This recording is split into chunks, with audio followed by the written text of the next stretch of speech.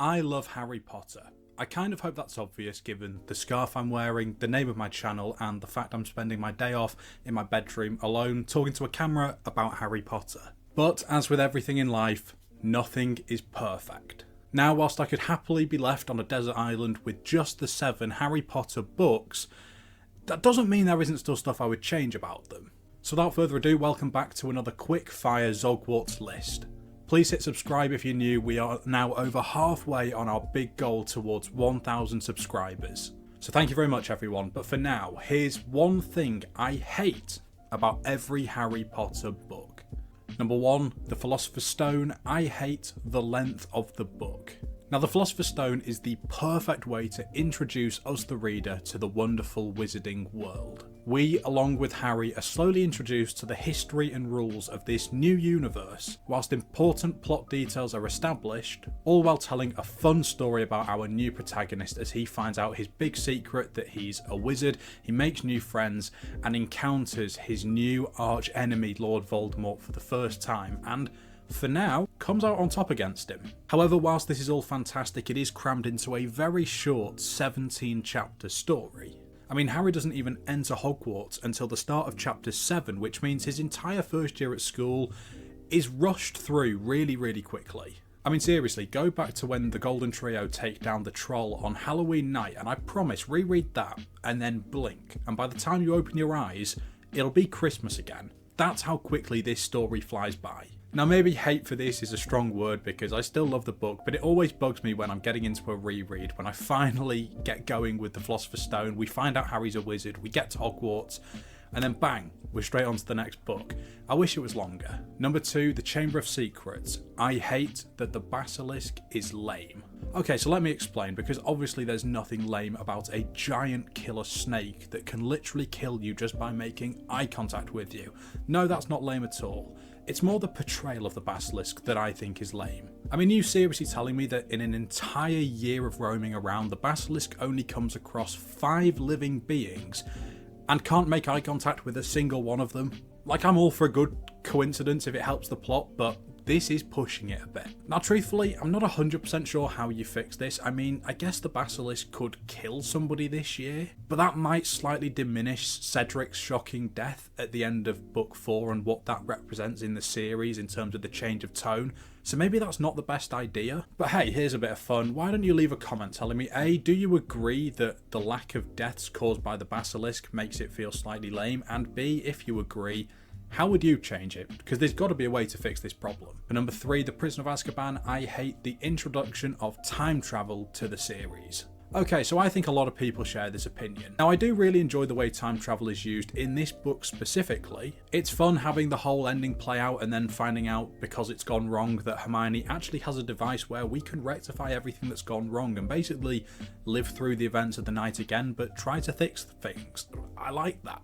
My problem with adding time travel to the series is just the fact that it opens up a whole load of plot holes. I mean, for example, are you seriously telling me that 51 years ago, a young girl dies in a bathroom stall, and the school couldn't immediately request access of an emergency time turner to be delivered from the Ministry of Magic so they could go back in time and just warn this young girl maybe not to go into the bathroom at that exact moment? Or perhaps even more notably, in the next book we're going to talk about, the Ministry of Magic themselves agreed to bring back an extremely dangerous school tournament to Hogwarts, something that is known to have caused students to die and be incredibly seriously injured in the past. Why wouldn't they just permit the use of time turners at this said tournament? Bearing in mind the Ministry of Magic own all of the time turners supposedly in the wizarding world, surely you just have one on site in case something goes incredibly wrong, because spoiler alert, something does go pretty wrong. For me, the problem is not only that time travel exists, but it's the fact that it's controlled strictly by the magical ministry in this series that then makes you question how certain bad events are able to take place but then can't be rectified. Yet you can have one bright school student who just wants to take a few more classes and it's like, yep, here you go. Feel free to use one of these potentially dangerous machines just so you don't fall behind on Muggle studies. It just doesn't make sense for me. Number 4, The Goblet of Fire, and I hate Harry and Ron's falling out. So maybe for a few entries on this list, I've had to dig around a bit to find something that I truly hate about each book, and in some cases, maybe I don't really hate it, it's just something that bugs me a little bit. But in this case, no. I really hate Harry and Ron's falling out in the Goblet of Fire. Now, it's not that I have an issue with Harry and Ron falling out specifically. I mean, they are teenage boys who spend a hell of a lot of time together, and they are now 4 years almost into their friendship, so it was maybe due. It's more the reason for their falling out that bothers me. I get why Ron was jealous of Harry when Harry's name comes out of the goblet, because Ron is used to always being Harry Potter's sidekick, and here comes Harry getting another moment of potential glory. But it's more the fact that Ron doesn't believe Harry when Harry tells him distinctly that he didn't put his own name in the goblet that bugs me. Like, there's been nothing in Harry and Ron's almost 4-year friendship up until this point that would suggest that Harry would lie to Ron about something like this. I just don't get why Ron is so stuck up on the fact that Harry's lying to him. They don't lie to each other about this sort of stuff. They never have. Why would they start now? But perhaps something that bothers me even more is knowing just how impactful Harry and Ron's only other falling out that comes in the series would have been had this one just not been included here.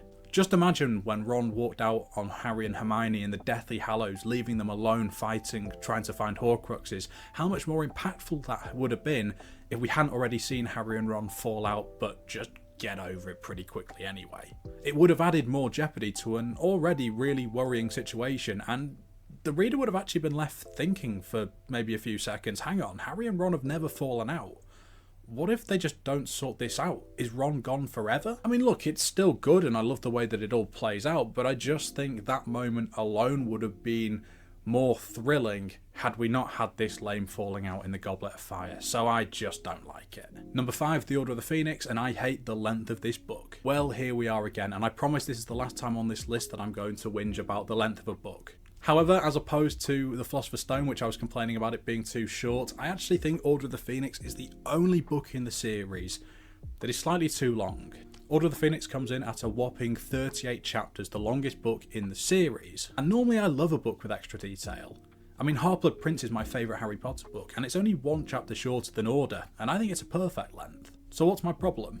Well, I just don't think the plot of this book merits it being the longest in the series. I mean, I enjoy it, don't get me wrong, but it's just relatively uneventful compared to the other books. Up until the point towards the end where Harry and his friends go to the Ministry, which is amazing. We've basically just spent the entire year watching the Golden Trio rebel against a bad headmistress. I mean, it's good fun and it makes Hogwarts feel more like a relatable, typical British secondary school with bad teachers, students rebelling against authority, and more mature topics such as death and romance start to become bigger players and bigger factors in the series. But I just feel like a few chapters, specifically towards the middle of the series, could have been condensed down a lot, because to be honest, by this stage in a reread, I'm just ready to get onto the Half-Blood Prince. Which, speaking of, number 6, the Half-Blood Prince. I hate all the romance. Okay, I'm going to keep this quick because, as I've literally just mentioned, this is the stage of the series where romance starts to play a bigger factor in the story. Don't get me wrong, I get why it does, and to be honest, it wouldn't really make sense for it not to play a factor, bearing in mind this is a series designed for a younger audience, but it's also following the lives of young kids who are now becoming teenagers, going on to becoming young adults. This is the stage in life where they do start to be interested in romances more. So it'd be weird if this wasn't included at all. However, this list is purely personal preference, and I just don't really care for it that much. The Half-Blood Prince is my favourite book, mainly because of the absolute splurge of extra detail we start to get. We get a much better look into Voldemort's past life and how he's become the person he is today, but most excitingly for me, we get some fantastic setup for the final book, with things like Dumbledore's shocking death towards the end, and discovering about Horcruxes and what Harry and the Golden Trio have to take on and discover and destroy in the Deathly Hallows. Therefore, for me, romantic subplots such as Ron and Lavender, Hermione and McLaggen, and even Harry and Ginny just serve to interrupt these more exciting moments of the story, which is why I just don't care for them that much. Once again, I get why they're in, and I'm sure for many Potterheads they find it rewarding and enjoyable to find out who certain characters who we followed for many years eventually partner off with. It's just not for me. And finally, in number 7, The Deathly Hallows, I hate the treatment of Draco Malfoy's character. So over on TikTok, I've unfortunately developed a bit of a reputation for disliking Draco Malfoy. Side note, by the way, you should absolutely check out my TikTok if you haven't already, it's linked in the description below. But back to what I was saying, I actually don't hate Draco Malfoy. For the first 5 books, his role as Harry's day-to-day arch-nemesis is great. He fills the void where we need a little bit of tension and some things to go wrong in Harry's life, but you can't just have Voldemort rocking up at Charms class on a random Wednesday. So who fits in perfectly here? Draco Malfoy and his goons. It's all good with me. Throughout this time, he's used for some fun side plots, for example, the Midnight Duel, trying to get Hagrid sacked in Prison of Azkaban, and the Inquisitorial Squad in Order of the Phoenix.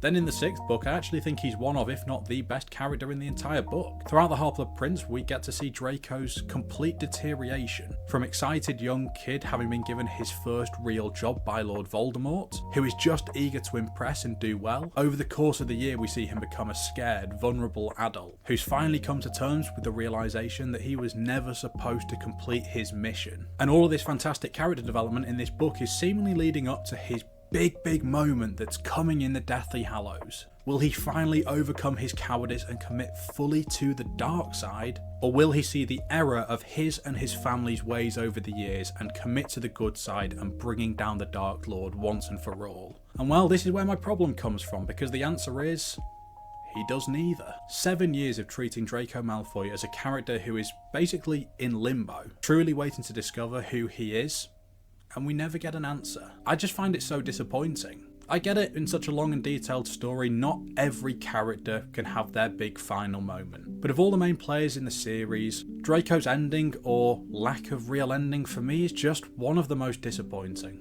And yes, I know he nods to Harry on platform 9 3/4 in the epilogue at the very end of the series. But let's face it, 7 years of waiting for that, I'm sorry. If that works for you and one slight tilt to the head is enough to redeem the entire character of Draco Malfoy and what he's done over the course of the series, then fair enough, good for you. But it just doesn't do it for me. I don't think it's enough. But hey, that's my list. Please don't get me wrong. This is just a bit of fun. I do love every single Harry Potter book. This is just me nitpicking to hopefully entertain some people and spark a bit of debate in the comments. So let me know, do you agree with my opinions, and if not, what do you hate the most about every single Harry Potter book? And please drop a like, but most importantly subscribe and help me on my goal to trying to hit 1,000 subscribers, and I will hopefully see you next time. Goodbye.